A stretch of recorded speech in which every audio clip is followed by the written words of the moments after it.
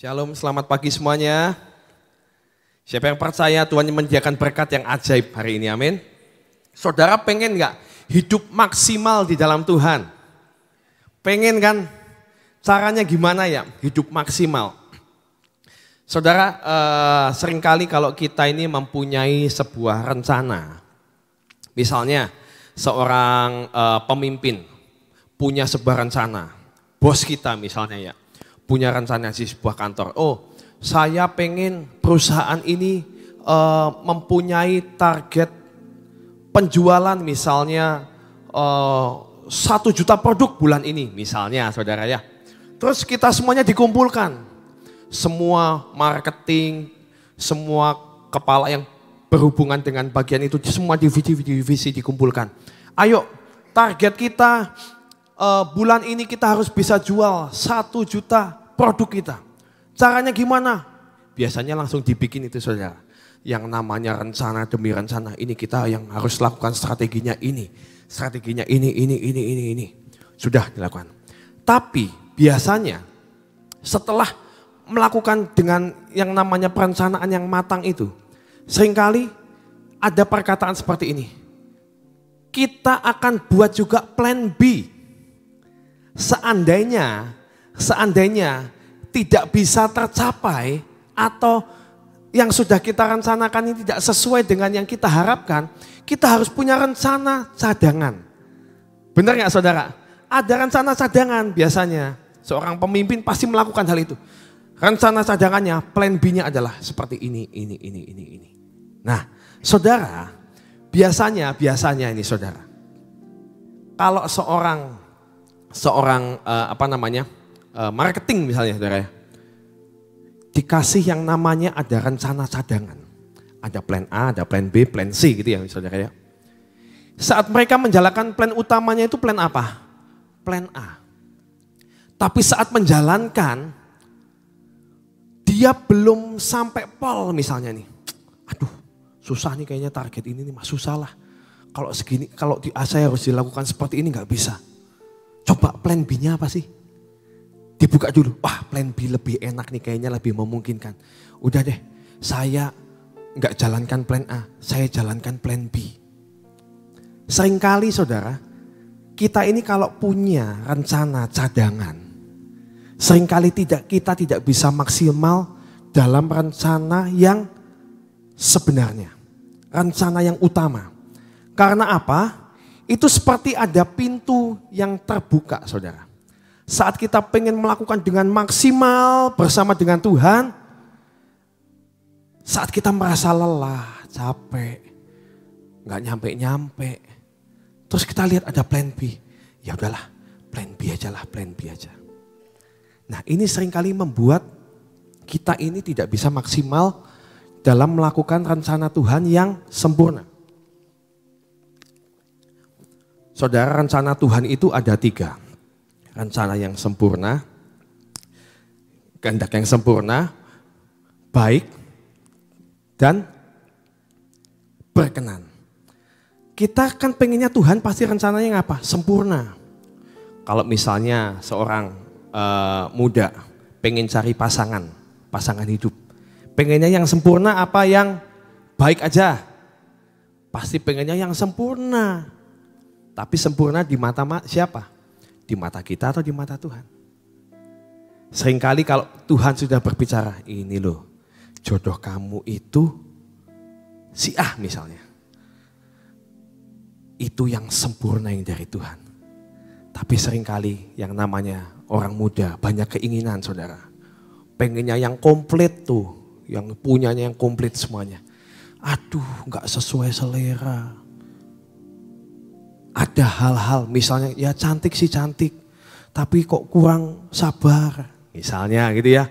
Atau yang sabar tapi kurang cantik misalnya gitu ya.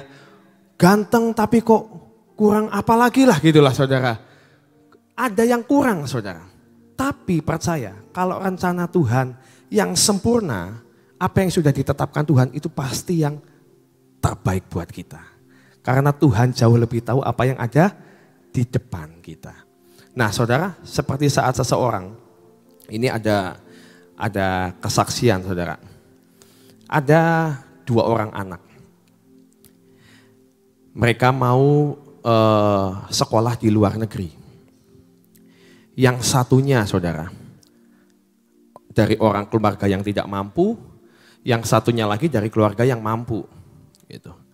Dan kebetulan seorang yang tidak mampu ini, ada saudaranya saudara, yang mau mendukung dia.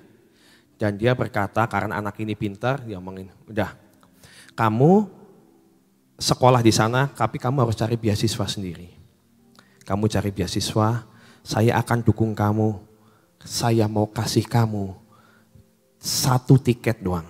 Saya mau kasih kamu tiket pergi, nggak ada tiket pulangnya saudara. Saya mau kasih kamu tiket pergi doang. Cara kamu pulang ke sini, kamu cari sendiri. Nah saudara, ada anak yang kedua, dia dari keluarga yang mampu, dia pokoknya orang tuanya pengen anaknya sekolah di luar negeri. Walaupun istilahnya anaknya ini dalam tanda kutip biasa-biasa aja ya, tapi udah pokoknya kamu itu sekolah itu harus di luar negeri, nanti kalau enggak papa mama malu kamu sekolahnya enggak di luar negeri ya. Sekolah di luar negeri. Kamu pengen sekolah di mana gitu misalnya saudara. Di Amerika boleh, berangkat aja berangkat, tak biayain semuanya.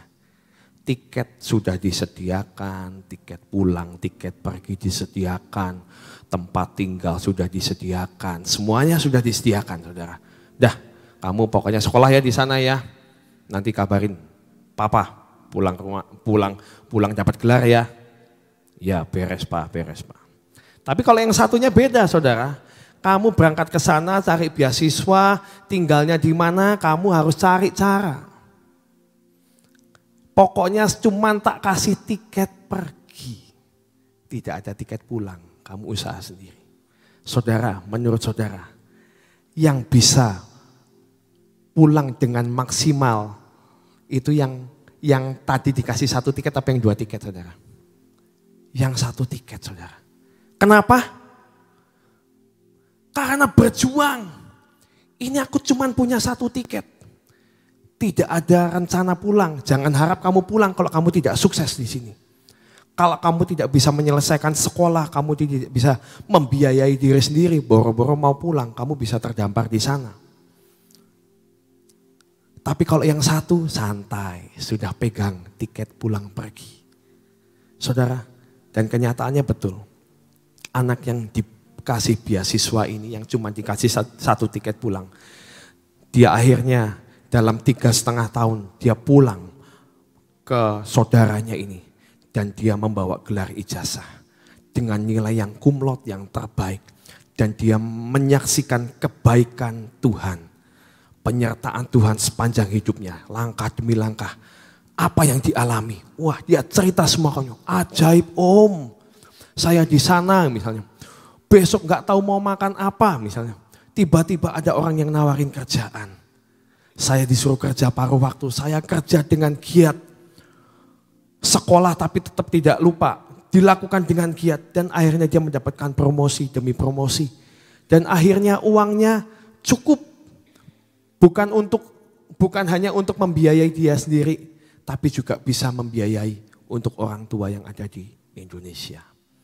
Saudara, tapi anak yang diberikan 2 tiket pulang pergi di sana, foya-foya, sekolah pas-pasan, pokoknya asal hadir. Bawa sertifikat, bawa ijazah enggak? Bawa, tapi lulusnya pas-pasan. Saudara. Tidak maksimal. Lulus, tapi tidak maksimal. Kita pengen maksimal kan saudara? Kita mau belajar gimana caranya kita bisa maksimal berjalan dalam rencana Tuhan. Saudara, kita mau sama-sama baca. Yang pertama itu adalah jangan bawa apa-apa. Katakan ke kiri kananmu, pengen maksimal? Pengen maksimal, katakan ke kiri kananmu, jangan bawa apa-apa.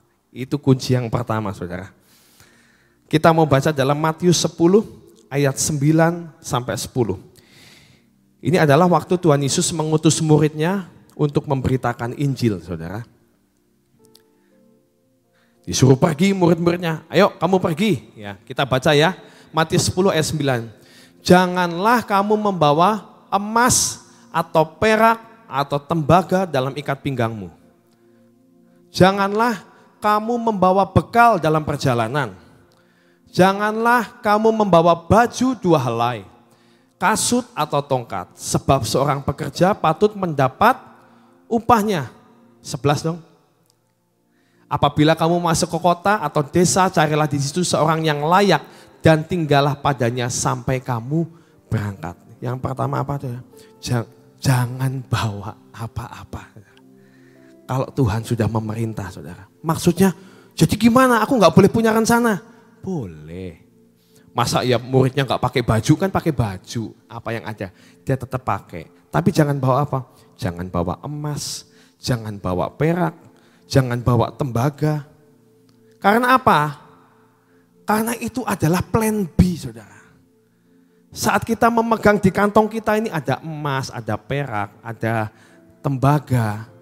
Kalau barangkali nih firman Tuhan itu tidak tergenapi, tidak terjadi, saya masih bisa pulang. Masih ada emas bisa dijual. Emas lagi naik loh saudara hari-hari ini. Emasnya lagi tinggi saudara. Wah jual. Nah saudara, firman berkata jangan bawa emas, jangan bawa tembaga. Artinya apa? Ini adalah emas itu lambang mamon. Lambang apa? Apa yang kita andalkan selain Tuhan. Artinya jangan bawa apa-apa itu kalau dalam melakukan setiap firman Tuhan. Jangan bawa kepandaian kita. Jangan bawa akan harta kita. Jangan andalkan akan yang namanya hikmat manusia. Aku sudah pengalaman. Jangan bawa pengalamanmu. Kalau pengen maksimal. Karena apa? Tuhan pengen. Tuhan tahu firman-Nya itu pasti tergenapi. Betul gak saudara? Firman itu akan menggenapi sendiri. Pasti digenapi. Tapi caranya yang kita gak tahu saudara. Nah kenapa Tuhan berfirman jangan bawa apa-apa. Karena Tuhan pengen murid-muridnya mengalami proses bersama Tuhan. Saat murid-muridnya pergi ke sebuah kota. Dia gak tahu mungkin ini kita mau tinggal di mana malam ini. Ketemu dengan seseorang. Ngobrol-ngobrol, berbincang-bincang. Nanti Roh Kudus gerakan. Tiba-tiba dapat penginapan, saudara. Tiba-tiba besoknya, ada persembahan nih loh buat kamu makan. Dikasih nanti buat pergi ke kota yang lain. Saudara, di situ ada cerita kita bersama dengan Tuhan. Itu yang akan membuat iman kita ini bangkit, saudara. Saat kita hanya mendengarkan firman yang diberitakan, kita membaca firman tapi kita tidak pernah mengalami yang namanya firman itu sendiri. Yang ada iman kita ini tidak pernah dibangun saudara. Saat kita mengalami pergumulan sekalipun, tiba-tiba firman itu berbicara, menguatkan, yes, tangkap saudara, berjalan dengan iman. Lagu tadi kita berkata, kita mau melepaskan semua hak untuk mengikut Yesus. Kalau kita pengen ngikut Yesus, melihat pekerjaan yang ajaib, kita harus mau melepaskan setiap hak kita. Kita akan melihat perjalanan yang ajaib bersama dengan Tuhan. Sama dengan murid-murid ini saudara. Mereka melihat yang namanya penyertaan sempurna dari Tuhan. Tidak ada kan ceritanya di Alkitab diomong akhirnya ke-12 murid itu kelaparan, terdampar, tidak ada yang mengurus, nggak ada saudara. Mereka tetap pulang ke Tuhan, tetap pulang ke Yesus membawa berita yang ajaib, yang sakit disembuhkan, pertobatan terjadi. Saat mereka belajar, cuman mengandalkan Tuhan, cuman bawa satu tiket, one way tiket. Cuman tiket pergi, nggak tahu pulangnya gimana. Tapi mereka mengalami bersama dengan Tuhan. Amin saudara. Yang kedua adalah berjalan dengan iman. Berjalan dengan iman. Iman itu adalah artinya apa? Iman adalah sesuatu yang belum kita lihat tapi kita percaya. Artinya kita mempercayakan akan masa depan kita hanya kepada Tuhan. Walaupun siapa yang di sini yang udah tahu seminggu kemudian akan terjadi apa atau tahun depan terjadi apa, nggak ada yang tahu, saudara. Tapi kita mau mempercayai Tuhan. Tuhan, aku letakkan hidupku di mezbahmu. Jadilah seperti yang Engkau mau. Aku mau hidup dalam rencanamu. Itu artinya kita beriman. Kita berkata, masa depanku indah bersama Engkau. Artinya apa? Itu perkataan iman. Sesuatu yang belum kita lihat, tapi kita mengimani itu. Dan kita mau baca dalam 2 Korintus 5 ayat 7 berkata, 2 Korintus 5 ayat 7 berkata, hidup karena iman bukan karena melihat. Ya. Ibrani 11 ayat 1. Ibrani 11 ayat 1. Iman adalah dasar dari segala sesuatu yang kita harapkan dan bukti dari segala sesuatu yang tidak kita lihat. Saudara, kita harus punya iman hari-hari ini. Karena tanpa iman kita akan sangat mudah diombang-ambingkan. Dengan yang namanya situasi dan keadaan yang tidak menentu hari-hari ini, kita akan goyah iman kita, saudara. Dalam pengikutan dengan Tuhan, kalau kita sudah tahu rencana Tuhan yang sempurna dalam hidup kita. Kenyataannya hari-hari ini banyak kebenaran-kebenaran yang diberitakan lewat media lah, lewat yang namanya film lah, berita hoax dan lain sebagainya. Itu banyak terjadi, saudara. Saya hari-hari ini sangat concern dengan anak muda atau anak-anak, saudara. Karena benar-benar yang namanya pengaruh media itu sangat luar biasa, saudara. Sekarang dalam film anak-anak aja, mereka sudah mulai menyisipkan yang namanya homoseks dan lain sebagainya. Itu disisipkan secara terang-terangan, saudara. Sedangkan seorang anak ini kan masih yang namanya belum punya prinsip, belum punya pendirian. Mereka nanti kalau tidak kita tanamkan dengan kebenaran firman, mereka akan dimasukin dengan yang namanya kebenaran dari dunia ini. Yang berkata, oh nggak apa-apa, pasangan sesama jenis nggak apa-apa. Udah lumrah, udah legal loh, ada hukumnya loh. Di luar negeri udah dilegalkan, saudara. Hamba Tuhan harus memberkati, kalau nggak memberkati bisa disu, saudara. Saudara, kebenaran yang harus kita pegang adalah kebenaran firman. Kalau kita tidak memegang yang namanya kebenaran firman ini, nanti ada yang namanya, bolehlah kayaknya. Itu semua orang sudah berkata boleh kok. Boleh.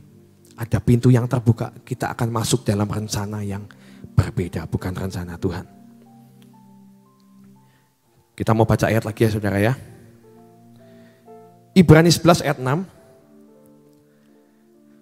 Tetapi tanpa iman tidak mungkin orang berkenan kepada Allah. Sebab barang siapa berpaling kepada Allah, ia harus percaya bahwa Allah ada. Dan bahwa Allah memberi upah kepada orang yang sungguh-sungguh mencari Dia. Ibrani 12 ayat 1 dan 2. Ini yang sebenarnya yang harus kita pegang, saudara. Ibrani 12 ayat 1 dan 2. Karena kita mempunyai banyak saksi, bagaikan awan yang mengelilingi kita. Marilah kita menanggalkan semua beban dan dosa yang begitu merintangi kita. Dan berlomba dengan tekun dalam perlombaan yang apa? Yang diwajibkan bagi kita.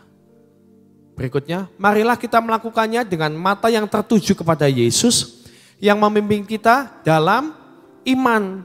Dan yang membawa iman kita itu kepada kesempurnaan. Karena rencana Tuhan itu adalah rencana yang sempurna, kehendak yang sempurna. Yang dengan mengabaikan kehinaan, tekun memikul salib, ganti sukacita yang disediakan bagi dia yang sekarang duduk di sebelah kanan tahta Allah. Saudara, ada perlombaan yang wajib. Kalau di sekolah saudara, ada mata pelajaran wajib dan mata pelajaran tambahan. Saudara, kita semuanya tahu itu. Kalau yang mata pelajaran wajib ini enggak lulus, bahaya saudara. Karena apa? Karena poinnya itu besar. Kalau di zaman saya sekolah dulu itu poinnya gede, misalnya di matematika dikali 3 gitu ya istilahnya. Bobotnya tuh. Tapi kalau misalnya yang pelajaran yang tambahan, yang olahraga, kesenian, bukan enggak diperhitungkan. Ada nilainya, tapi tidak mempengaruhi kenaikan kelas. Saudara, di sini dikatakan ada perlombaan yang wajib. Perlombaan yang wajib itu apa? Yaitu tekun di dalam iman. Di sini dikatakan, mari kita melakukan dengan mata yang tertuju kepada Yesus yang memimpin kita di dalam iman dan membawa iman kita itu kepada kesempurnaan.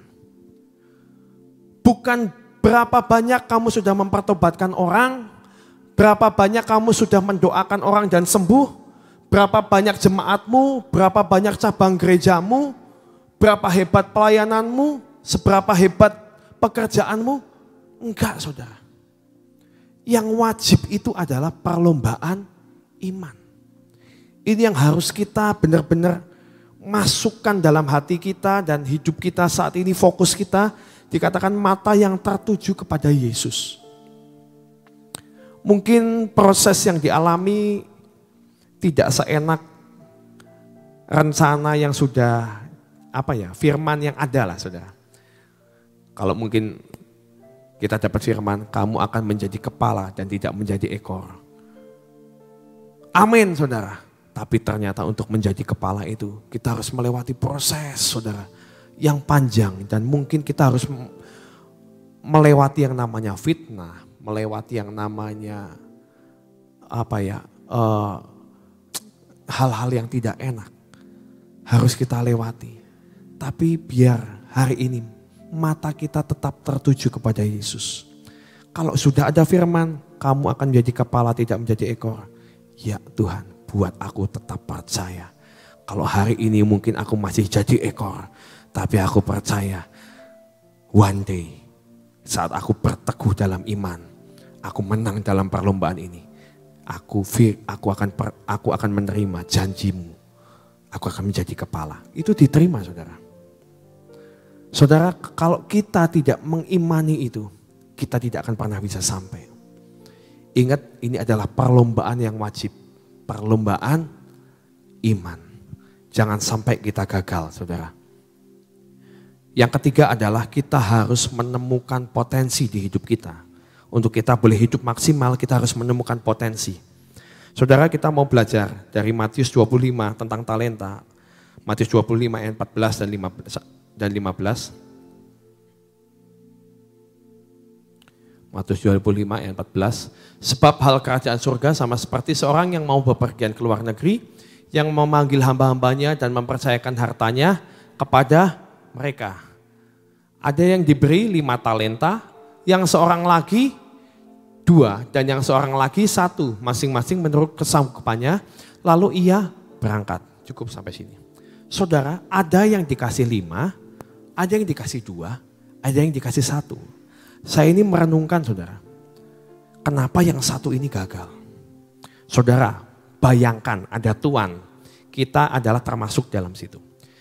Kita bersama 2 teman kita, berarti kita bertiga. Ada tuan kita ngasih, nih kamu tak kasih ke teman kita yang A, dikasih 5, saudara. Kasih 5. Yang kedua dikasih, nih kamu dikasih 2. Yang pertama, yang kita dikasih 1. Saudara, perasaan kita kepada Tuhan kita itu apa? Kita akan merasakan apa? Tuhanku gak adil. Kenapa si A dikasih 5? Kenapa yang 1 dikasih 2? Kok saya cuma dikasih 1? Jahat Tuhanku. Gak sayang sama saya. Benar gak saudara? Saudara bayangkan kalau saudara ada di orang yang dikasih 1 talenta itu. Dan orang yang dikasih 5 talenta akan ngomong apa? Wah, Tuhanku baik banget. Saya kalau bahasa ininya, bahasa Jawanya, puhau ise. Enggak enak, Tuhanku sudah baik banget sama aku. Aku pengen memberikan yang terbaik buat Tuhanku. Uangku ini tak golangkan lah. Nanti ada hasilnya, tak kembaliin sama Tuhanku. Ada kerasa, waduh, Tuhanku tuh sayang sama aku. Yang kedua juga, wah lumayan, Tuhanku sayang, aku gak dikasih 1, tak kembaliin. Tapi yang namanya yang dikasih 1 ini, dia itu jahat Tuhanku. Udahlah, gak Tuhan-Tuhanan lagi lah. Tuhanku jahat, tak simpan aja. Kenapa aku gak dikasih yang 5? Kenapa aku gak dikasih yang 2? Sebenarnya hamba yang punya 1 ini tidak bisa melipat gandakan karena apa? Karena dia sibuk membandingkan dengan yang lain. Dia sibuk, hatinya ini diproses sampai gak enak. Kok aku gak dikasih yang 5 sih? Berarti Tuhanku ini gak ngerasa aku tuh sanggup. Kok aku gak minimal dikasih 2 lah. Membanding-bandingkan terus. Tidak mengerjakan apa yang menjadi bagiannya. Harusnya kalau dia tahu, dia menerima. Lumayan aku nih dikasih. 1, walaupun 1 dikasih. Dan dia fokus dengan yang samanya 1 itu. Tuhan berkata, kalau engkau setia dalam perkara yang kecil, engkau akan dipercayakan perkara yang besar. Saudara. Kita mau belajar, renungkan saudara, tentang talenta ini. Jangan-jangan kalau kita melakukan sesuatu gagal atau kita tidak melakukan dengan maksimal, ternyata kita ini masih iri dengan yang lain, malah nyalain Tuhan kita. Coba kalau aku jadi anaknya ini, coba kalau aku dipercayakan ini, coba kalau aku yang melakukan pelayanan itu, pasti lebih berhasil dari dia. Belum tentu saudara, malah tidak berhasil. Ya, hidup maksimal saudara. Walaupun kita dikasih yang namanya one way ticket, tapi itu yang membuat kita tidak pernah ada pilihan untuk kembali. Sekali Yesus tetap Yesus. No turning back. I have decided to follow Jesus. No turning back. Mari katakan di hidupmu. Kalau engkau hari ini mengalami, aku kok rasanya kok udah gak Tuhan-Tuhanan lagi ya. Keluargaku hancur, usahaku hancur, pelayananku juga gini-gini aja. Percuma aku ikut Tuhan. Aku mau tidak Tuhan-Tuhanan lagi. Ingat firman hari ini. Tiketnya itu cuma tiket pergi. Tiket untuk mengikuti Yesus seumur hidup. Supaya kita boleh mengerjakan semuanya ini dengan maksimal. Mari saudara kita mau berdoa. Tuhan, terima kasih Tuhan.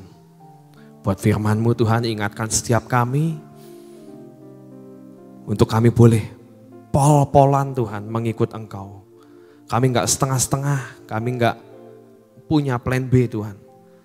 Kami hanya mau mata kami tertuju kepadamu Tuhan. Karena kami tahu masa depan kami ada di dalam Engkau.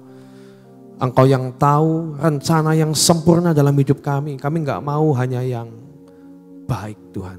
Tapi kami mau yang sempurna Tuhan. Paksakan kehendak-Mu dalam rencana, dalam hidup kami Tuhan. Buat kami Tuhan, boleh maksimal di dalam Engkau. Kami boleh mengerjakan apa yang menjadi jatah atau porsi kami Tuhan. Baik dalam pelayanan kami, dalam pekerjaan kami, dalam keluarga kami mau yang maksimal Tuhan. Mari Engkau yang terus bekerja, Engkau yang menetapkan setiap langkah kami, Engkau yang menerangi setiap jalan kami dengan terang firman-Mu Tuhan. Bahwa kami hidup dalam kebenaran-Mu Tuhan. Karena Engkau berkata orang benar hidup karena iman. Kami pengen jadi orang-orang yang benar Tuhan. Bangkitkan iman kami. Terima kasih Tuhan. Ucap syukur untuk semuanya di dalam nama Yesus. Amin.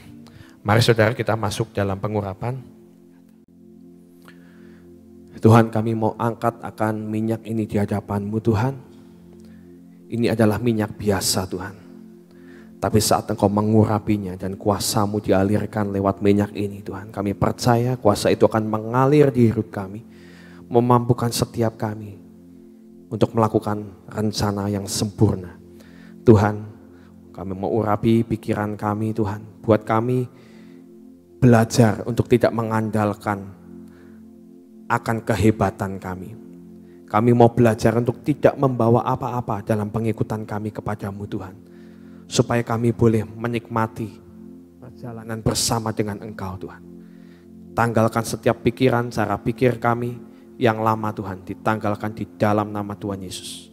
Urapi mata kami untuk kami boleh melihat setiap rencana yang sempurna yang Kau sediakan dalam hidup kami. Kami mau urapi mulut bibir kami Tuhan. Untuk kami boleh memperkatakan setiap perkataan iman. Perkataan yang membangun Tuhan. Baik hidup kami maupun orang lain. Kami mau urapi telinga kami. Engkau yang berikan kepekaan untuk kami boleh mendengarkan akan pimpinan-Mu Tuhan. Karena kami perlu pimpinan-Mu. Kami mau Tuhan biar Engkau yang tanggalkan setiap kedegilan, setiap ketidakpercayaan kami. Setiap kebebalan kami Tuhan. Kami mau patahkan di dalam nama Yesus. Urapi akan tangan kami Tuhan. Apa yang kami kerjakan hari ini Tuhan, kami mau angkat tangan kami Tuhan. Engkau urapi tangan kami Tuhan, kami mau kedangkan tangan kami Tuhan. Biar apapun yang kami kerjakan hari ini menjadi berhasil Tuhan. Tangan ini adalah tangan yang akan menyedot kekayaan, berkat akan kota-kota, akan bangsa-bangsa Tuhan di dalam nama Tuhan Yesus. Kami mau urapi akan hati kami Tuhan, hati yang terus melekat kepadamu Tuhan. Kami mau urapi akan kaki kami, bahwa kami melangkah dalam jalan-jalan-Mu Tuhan. Terima kasih Tuhan buat hari ini. Kami percaya kemenangan Engkau sediakan untuk kami hari ini.